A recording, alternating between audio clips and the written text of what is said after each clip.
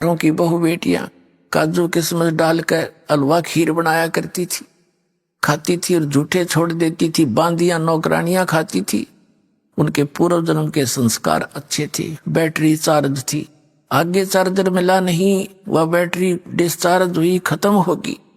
जीवन मनुष्य का नाश हो गया भक्ति बिना। अगले जन्म में वही राजा की औरतें, उच्च घरानों की औरतें कुतिया बनकर निवस्त्र घूम रही हैं, काजू किशमिश के खीर हलवे खाती थी। अब वो धर्मशाला के सामने बैठती है, एक ग्रास के लिए इंतजार करती है, कोई यात्री खाना खा रहा है।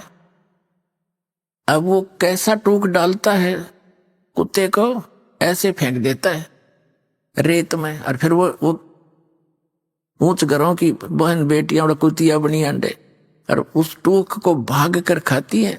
10 ग्राम रेत साथ खाती हैं उस रोटी के, एक टूक के। और जब बकवाद बाव थी तो परमात्मा कहते नकबे सर नक पे बनी पैरें थी हार हमेल, ये सुंदरी से कुतिया बनी सुन साहिब के खेल। एक समय एक पुल्लो नाम की बाई थी भगतनी, और एक राजा की 3-4 रानियां थी। राजा उनसे चर्चा करता था कि एक पुल्लो नाम की भगतनी बहुत अच्छी है, बहुत ही भली है, भक्ति करती है। अब औरतें तो औरत की प्रशंसा से किसी दृष्टिकोण से की जा वो घाट सुना करे। उन्होंने सोची कोई घड़ियां सुंदर होगी, राजा उसकी बहुत प्रशंसा करे। उन्होंने कहा कि एक दिन उस पुल्लो ने यहां बुला लो ना, हम भी देख लें। उसने राजा बोला बुला लूंगा। राजा ने उस बहन को, भगतनी को निमंत्रण दिया कि बहन आज हमारे घर पे आइए, उसको सत्संग कर दो। आ जाऊंगी भाई। अब रानी 4-5 रानियां थी, सब सोना साना सारा पैर कर गहना और 1-1 2-2 लाख के हार गले में पैर कर खूब शंगर कर तैयार हो रही होते। अब वह बाई गई बहन, हाथ में एक लाठी, कुत्त्या हटाने खातिर छोटा सा डंडा, हाथ में माला, खद्दर के कपड़े मैले से पुराने से, पैर में टूटे हैं लीतर और कानों में मुंह में नाक में कुछ नहीं। जब उसने प्रवेश किया तो उस रानी हंसने लगी, अज्ञा के वह बोलो सारी हंसनो खूब दांजरे पाड़े, और वो नो दिखावा अपने वो खूब पैर के बैठी थी। अब वह जान की पुल्लो कौन सी बालक थी, वह भी जान गई किस दृष्टिकोण से बकवास कर रही है। तो क्या कहती है कि ये गहना बाधा तन की शोभा और यू तन का चौबांडो, और बिना भजन के कुतिया बनोगी राम भजो न रांडो।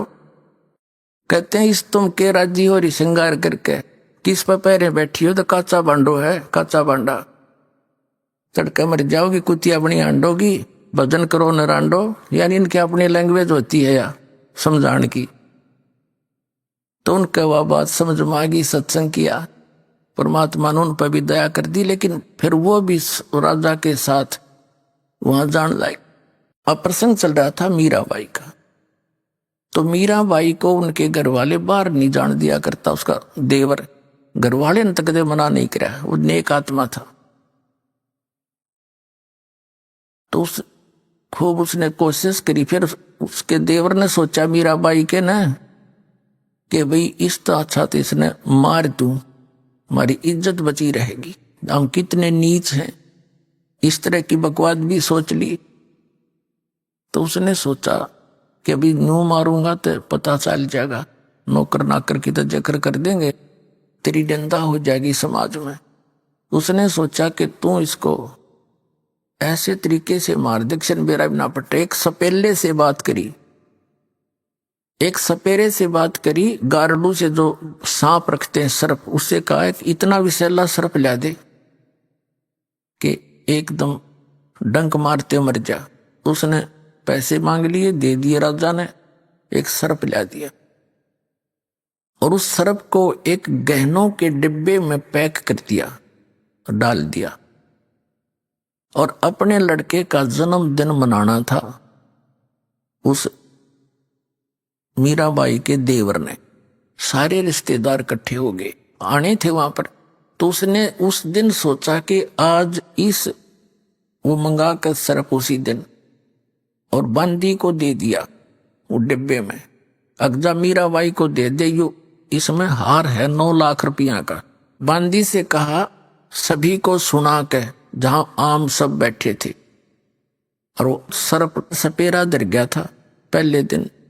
और बांदी एक नौकरानी को दे दिया कि जो मीरा को दे दे और कह दे इस हार ने पैर लेगी, क्योंकि वो कुछ नहीं पैरा करती गहना वहना।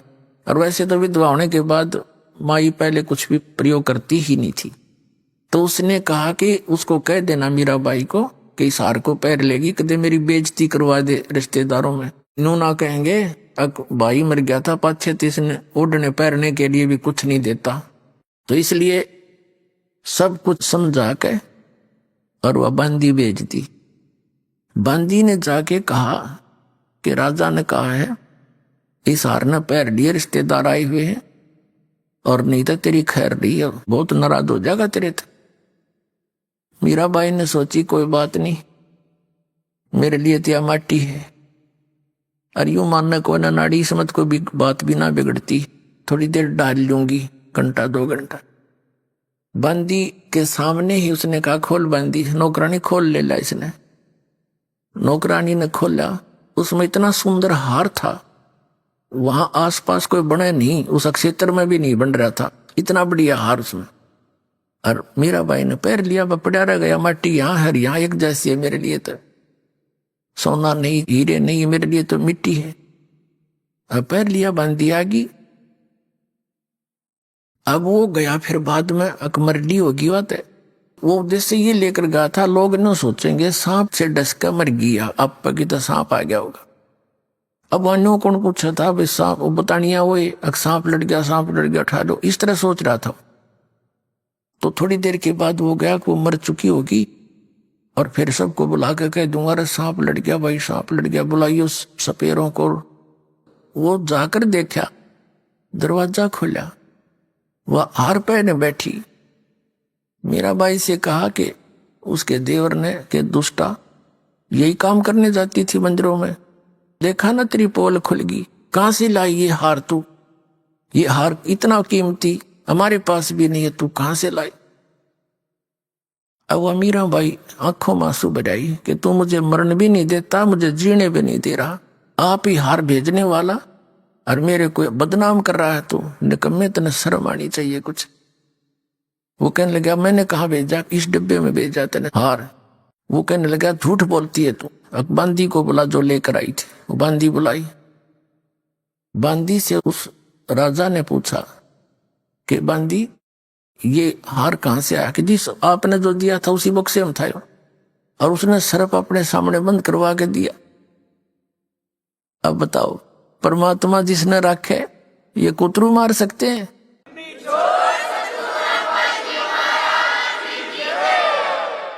उस सर्प का हार बन गया।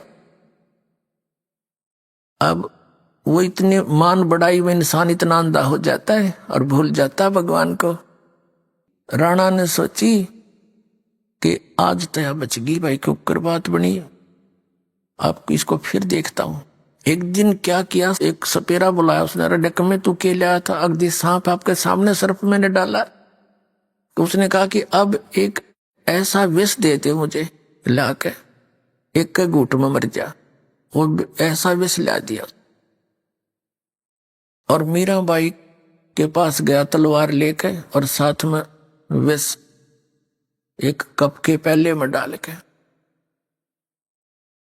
और कहा मीराबाई इस विष ने पी ले और नहीं तेरी गर्दन काटूंगा, आज तेरी मौत खरी है। कोई सा शरीर स्वीकार कर ले, चाहे तो तलवार से काटूंगा या फिर इस विष ने पी ले। मीराबाई ने सोची तलवार से तो दर्द होएगा और इसने पी लूंगी। उन्हें लेकर प्याला करके मालिक को याद और पी की। और वो खड़ा खड़ा देखे, वो मरी तो कोई ना, आध घंटा हो गया, 2 घंटे हो गए, वह कोई ना मरी। आय हाय।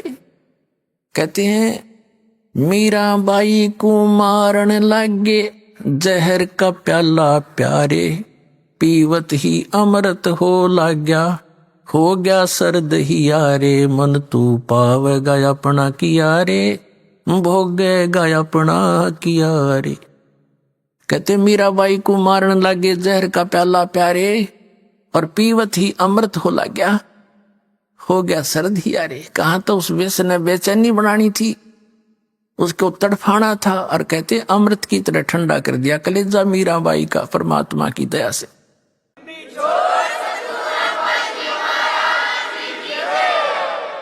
अब राणा ने सोची भैया नहीं मानने, अपने आत्माओं कहते हैं सौ छल सिद्धर मैं करूं अपने जन के काज। परमात्मा कबीर जी बनारस में आए हुए थे और संत रविदास जी चमार जाति में उनके साथ रहते थे, उनके शिष्य हो गए थे। पहले तो रामानंद जी से नाम दिलाया था रविदास जी को परमात्मा ने। स्वामी रामानंद ब्राह्मण थे, उनकी फड़क निकाली थी, उनके अंदर एक विशेष वो नफरत थी, अन्य शूद्र जाति वालों को नाम नहीं दिया करता, उसको सेट करने के लिए आप भी उन्हीं से दीक्षित हुए थे और रविदास जी को भी उनसे दीक्षा दिलाई थी। फिर रविदास जी को पता लग गया था कि जो वस्तु इस परमेश्वर कबीर जी के पास है, रामानंद जी के पास है, तो बाद में वो कबीर जी के शिष्य हो गए थे।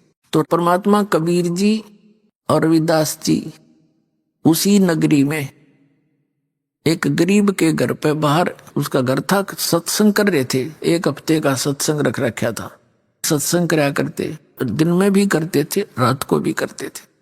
फिर वहां भक्तों ने मिल मिला के एक आश्रम बना दिया था, छोटा सा झोपड़ी, थोड़ा सा बाड़ सी बना लिया था। तो कबीर जी सत्संग कर रहे थे दिन में, मीराबाई गई मंदिर में, साथ में 2-3 उसकी नौकरानियां थी, उसने जाना बंद नहीं किया। तो उन्होंने देखा कि ये क्या भगवान की कुछ चर्चा हो रही है। पहले मंदिर जाती हूँ, मत्था मुत्था टेक का आई अपना क्रिया करके, फिर सोचा चल संतों के दर्शन करती हूँ। साधु दर्शन राम का मुख पर बसे सुहाग, दर्शुनी को होते हैं जिनके पूर्ण भाग। कबीरा दर्शन संत का परमात्मा आवे याद, और लेखे में वाए घड़ी बाकी का समय बर्बाद। तो मीराबाई सहेलियों के साथ वहां चली गई। सत्संग शुरू हो रहा था, परमात्मा बता रहे थे ब्रह्मा विष्णु महेश ये अजर अमर नहीं है, इनकी जन्म मृत्यु होती है, इनसे ऊपर और परम शक्ति है, उसका संदेशा मैं लेकर आया हूं। अपने आप को छुपा कर परमात्मा ये ज्ञान दे रहे थे। मीराबाई को धक्का लग गया क्योंकि वो श्री कृष्ण की पुजारन थी। अपने आत्माओं, यहां इस तत्व ज्ञान से आपको सब निर्णय हो जाएगा। देखो परमात्मा कबीर जी कहते हैं पिछले पुण्य से होते हैं पूर्ण हंस मुराद। जैसे ये दास पहले श्री कृष्ण और श्री विष्णु, श्री शंकर भगवान, हनुमान जी, इनका पुजारी था, और जो साधना हम कर रहे थे वो ये दंत कथा थी ये, और इससे भी घर में सारे सुख हो रहे थे। हम ये सोचा थे इन तो हो गए, और हो रहे थे पूर्व जन्म के संस्कारों से, इनसे तो कुछ हो ही नहीं सका था, ये पता लग गया। तो कहते हैं मीराबाई को जहर पिलाया। मीराबाई कृष्ण पुजारन थी, अरे श्री कृष्ण तो वो कोई ऐसा चेंज कर ही नहीं सकते परिवर्तन, तो वहां रक्षा भी करी कबीर परमात्मा ने। मीराबाई का जहर का प्याला उसने पिया और उसको ठंडा कर दिया, और वो अनुमान रीति श्री कृष्ण ने कर दिया। और जब वो सर्प का हार बनाया तो परमात्मा ने बनाया, कबीर जी ने, वह नु सोच रही थी श्री कृष्ण जी ने बना दिया। तो हमने ये पता लगेगा इस बात से कि हम जो साधना कर रहे थे, छोटा मोटा कोई राहत मिले थी, वो भी यूं परमात्मा दे रहा था हमारे को, क्योंकि हमारे साथ फिरता है ये। कहते जो जन मेरी शरण है ताका हूं मैं दास, गेल गेल लग गया फिर जब लग धरती आकाश। जो बच्चा गऊ की नजर में यूं साई को संत, और भक्तों के पीछे फिर यूं भक्त वचल भगवंत। जगत का पेखना पेखा, धनी का नाम ना लेखा। जो सब कुछ कर रहा है उसका तो जिक्र भी नहीं था, रामीन देवताओं के ऊपर आश्रित थे, न ऐसे कर दिया। ये अपना कुछ नहीं कर सके। श्री कृष्ण जी के सामने पूरा यादों को लड़का मर गया कट के, और नहीं बचा सके। तो मीराबाई को बड़ी चिंता हुई कि श्री कृष्ण से ऊपर भगवान बतावे। दुख हुआ, लेकिन किस्मत जाएगी। प्रसन्न किया महाराज जी, जो आप बात बता रहे हो या मेरे गला उतरा को नहीं। कबीर परमात्मा बोले बेटी सच्चाई तो सच्चाई होती है, आपके गले उतरे चाहे ना उतरे। आप किसकी पूजा करती हो? कि श्री कृष्ण की। श्री कृष्ण से ऊपर मैं नहीं मानती किसी। परमात्मा बोले बेटी ये देवता झूठ नहीं बोला करते, इनमें इतनी खासियत होती है। और तू नो कह रही है कृष्ण जी मेरे बात करा करने। श्री कृष्ण जी तो पूछ लिए तू, इनसे ऊपर के सता है कि नहीं। अब मीराबाई ने हृदय से याद किया, श्री कृष्ण प्रकट हुए और उन्हें पूछा भगवान आज मैंने संतों का सत्संग सुना है और सत्संग संत झूठ नहीं बोला करते, इतना तो मैं मानती हूं, आप सच्ची बताना क्या आपसे भी ऊपर कोई भगवान है? श्री कृष्ण जी ने कहा कि भगवान तो है मीराबाई, लेकिन वो मिला नहीं, तेरी ट्राई भी व्यर्थ है, हमने खूब ट्राई कर ली, उसके दर्शन नहीं हुए। अब मीराबाई का तो धक देसी हुई, भाई सारी सच्ची बात है, कोई और है परमात्मा। अगले दिन जाकर चरणों में पड़ी और कहा महाराज जी मेरा पेटा भर दिया आपने, मेरा विश्वास संतोष, मुझे विश्वास हो गया कि इनसे ऊपर कोई शक्ति है, भगवान ने स्वयं बता दिया। अब मेरा कल्याण कराओ। परमात्मा ने बताया बेटी ये खुद नासवान है, इनकी पूजा करने से जन्म मृत्यु तुम्हारा मिटे नहीं, उस अमर परमात्मा की भक्ति में लगी, जब जन्म और मरण मिटेगा उसकी भक्ति हमारे पास है। तो परमात्मा कहते समझदार तो संकेत तो है भाई, और फिर भी कोई ना मानने तो उसके ऐसा मूर्ख नहीं। तुरंत पुरानी संबंध तोड़ दिए कृष्ण से, अक नहीं हमने मोक्ष चाहिए, और कहा जी दीक्षा दे दो मुझे तो कल्याण चाहिए, या तो तेरा दुख देख रही हूं मैं। तो परमात्मा ने देखा कि यह ठाकुरों की लड़की, इसको देखते हैं इसके अंदर कितना भगवान की चाह है, या समाज में लोक लाज में या अंधी हो रही है। जब तक ये लोक लाज और कुल की मर्यादाओं में बंधित है प्राणी, भगवान उसको पूरा लाभ नहीं दे सकता। तो परमात्मा ने कहा कि जा बहन बेटी उससे नाम ले ले। रविदास जी की तरफ संकेत कर दिया। रविदास जी उस समय चमार जाति में, कबीर साहब जुलाहा जाति में। चमार जाति उस समय ज्यादा अछूत मानी जाती थी, क्योंकि उनका कर्म ऐसा था जैसे पशुओं की खाल उतारनी और फिर उसको साफ करना, धोना मांजना और फिर जूते बनाने। तो उसमें कपड़े का लागे बिना रहे कोई ना, साबुन सुबन था कोई नहीं। तो उनके मैल मूल मक्खी उक्खी लगी रहती। तो जो दूसरी ऊंच जाति के उन्होंने कहा भाई दूर बैठ जा मक्खी आवे। तो धीरे धीरे वो अछूत का रूप धारण कर लिया कि ना दूर रहे, वहां छुए ना। तो उस जाति में रविदास जी और मीराबाई ठाकुर जाति में। ठाकुर भी सबसे श्रेष्ठ माना करते राजस्थान में। राजस्थान के अंदर जाटों को भी शूद्र माना जाता था, इतनी प्रभुता थी ठाकुरों की। तो उस समय ऐसी सती थी मैं, और कहा बेटी जा रविदास से उस महाराज का नाम ले ले। और मीराबाई बैठ की जाके रविदास को कही रखा था तू पहले नो बताइए मैं कौन हूं, और फिर बताइए इस मंत्र। उनकी सोची बुद्धि चाल थी कबीर साहब की, रविदास की। रविदास जी ने कहा बहन बात सुन, तू ठाकुरों की बेटी है, बहन है, बहू है, और मैं एक चमार हूं जाति का, और आज तू नाम ले लेगी और कल न तेरे को लोग पता नहीं क्या क्या कहेंगे, और तेरे मन में दोष आ गया ना, फिर गुरु शिष्य का नाता टूट जाएगा। मीराबाई बोली महाराज जी मैं आपकी बेटी, आप मेरे पिता, बाढ़ में जाओ संसार, मैंने नाम दो, मैं तो कल्याण करवाऊंगी। उसी से मैं नाम दे दिया। अब पहले तो वह मंदिर में जाती थी दिन में, परमात्मा फिर रात को भी सत्संग करते थे, क्योंकि सभी दिन में काम कर लें, रात में मजदूर लोग सत्संग सुन लें। तो मीराबाई फिर रात्रि में जाने लगी सत्संग में, भाई गुरु जी यार दर्शन करेंगे हम तो। अब उसका जो देवर था वो सारे अपने जो कर्म थे करके थक चुका था, उसको रोकने के उससे कोई सफलता नहीं मिली।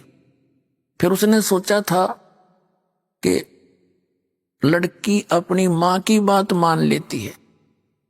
उसने अपनी मौसी को बुला करके, मीराबाई की माँ को बुला करके उसको समझाया था कि इसने समझा दे, अपने घर बैठ कर भक्ति कर ले, इसने हमारी इज्जत का नाश कर दिया। मीराबाई की माँ ने समझाने की चेष्टा की थी कि बेटी वहां ना जाया कर, इज्जत का नाश हो गया। और चमार जाति का बताओ तने तो सारी ये बात बिगाड़ दी। तो क्या आपस में क्या बातें हुई, शब्द सुनाते हैं। अब मीराबाई की माता कहती है सत्संग में जाना मीरा छोड़ दे, सत्संग में जाना मीरा छोड़ दे। आए मारी लोग करें तकरार, सत्संग में जाना मीरा छोड़ दे।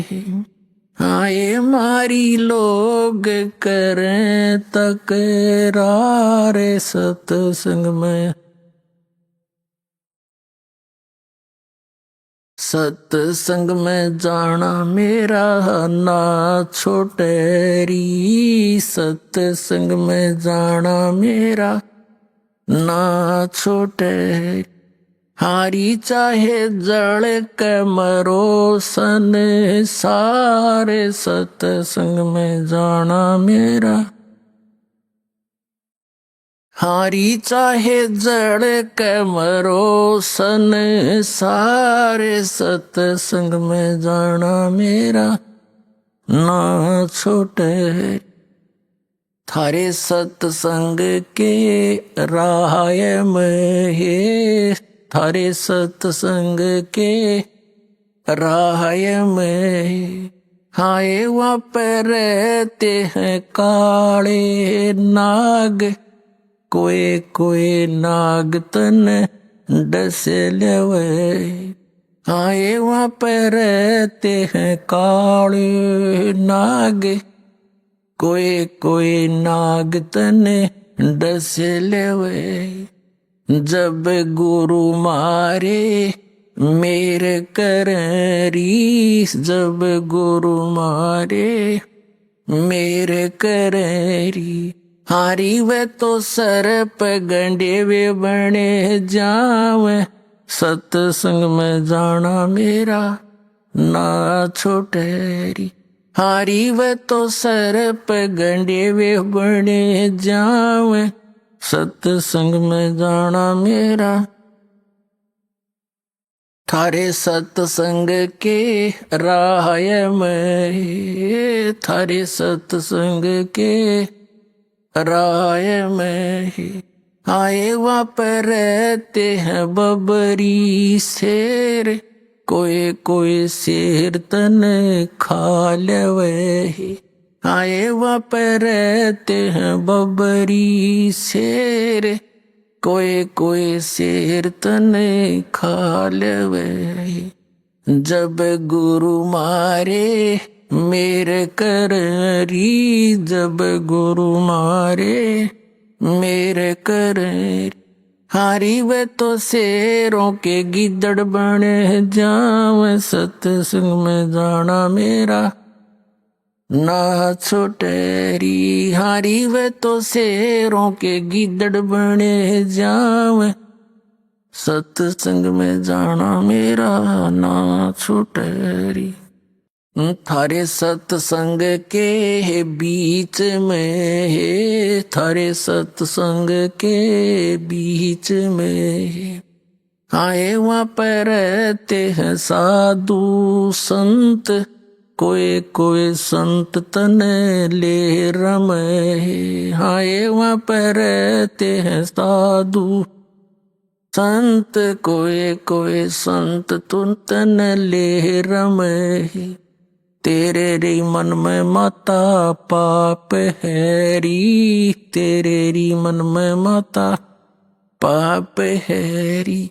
वो संत मेरे माँ बाप हैरी, वो संत मेरे माँ हैरी। हारी ये तो कर देंगे बेड़ा पार, सत्संग में जाना मेरा ना छोटेरी।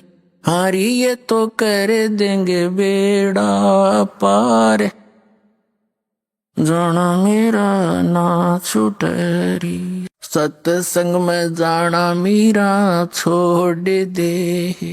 हाय मारी लोग करे तकरार, सत्संग में जाना मेरा सत्संग में जाना मेरा ना छुटेरी, सत्संग में जाना मेरा ना छुटेरी। हारी चाहे जड़ के भरोसा नहीं सारे, सत्संग में जाना मेरा। वो तो हो जाती चमारे है, वो तो हो जाती चमारे है, इसमें हमारी आर है, इसमें हमारी आर है। तेरे री लेख माता चमारे है री, तेरे री लेख माता चमारे है री। वो मेरा सृजन आर है री, वो मेरा सृजन आर है री। हरि वो तो मीरा के गुरु रविदास, सत्संग में जाना मेरा ना छुटेरी। हरि वे तो मीरा के गुरु रविदास, सत्संग में जाना मेरा ना छुटेरी। सत साहिब।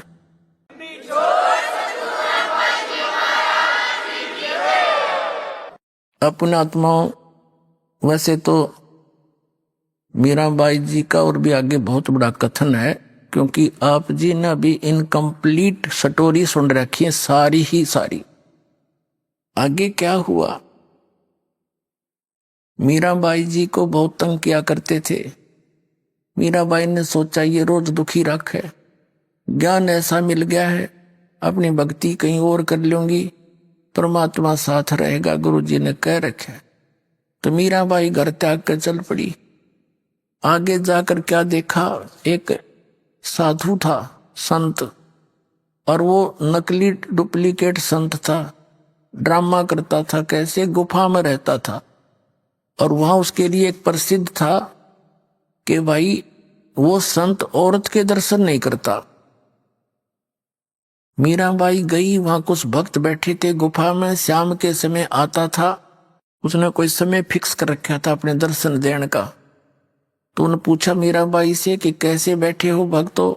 उन्हें बताया बहन ऐसे ऐसे एक संत है, उसके दर्शन करेंगे। वो बोली मैं भी दर्शन करूंगी। मीराबाई से उन्होंने कहा कि नहीं, वो औरतों को दर्शन नहीं देता, पुरुष पुरुषों को देता है।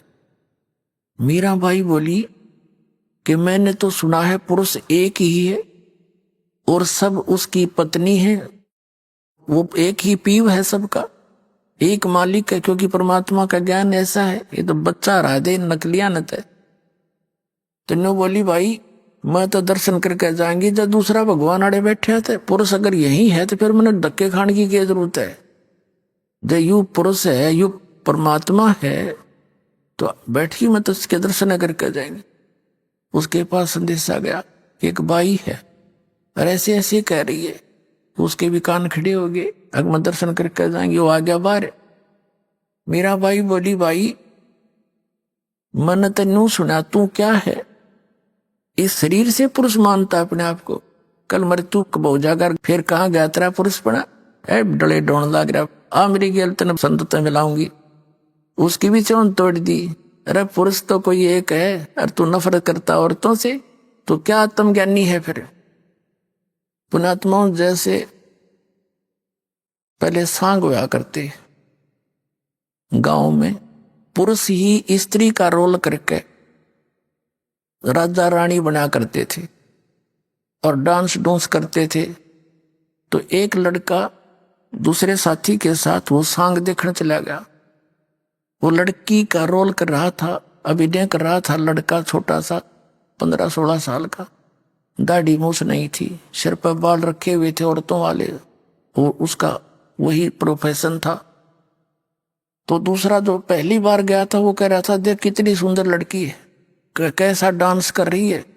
उसका साथी कहता यह लड़की नहीं है, ये लड़का है। ना तुझे नहीं मान। जब उनका स्वांग समाप्त हो लिया, अपने जहां वो डेरे में डटे हुए थे वहां गए।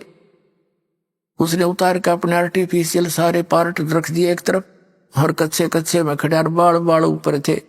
तब उसका समझ में आ गई सच में जो तो भाई लड़का ही था, लड़की नहीं थी। अगले दिन जब उसने सांग सुना उसमें लड़की नहीं दिखी, उसने लड़का दिखा था। परमात्मा कहते हैं आत्मज्ञान विहीन नकलियों ने औरत और पुरुष मंत्र मानते हैं। यू तो ऊपर एक स्वांग है स्त्री और पुरुष का, ये कपड़े उतरेंगे जब एक ही तत्व है दोनों का।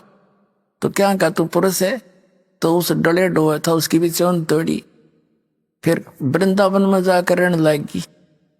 वहां पहुंचे परमात्मा कबीर जी अन्य रूप बना के, क्योंकि ये परम पिता हमारे हैं। अब वहां से निकाली और फिर परमात्मा ने क्योंकि प्रथम मंत्र दिया, ये दो आपको देते हैं, वह खुश होगी कि मंत्र तो वो मिलते जुलते हैं जो हमें चाहिए थे, वो आसानी से ग्रहण किया उसने।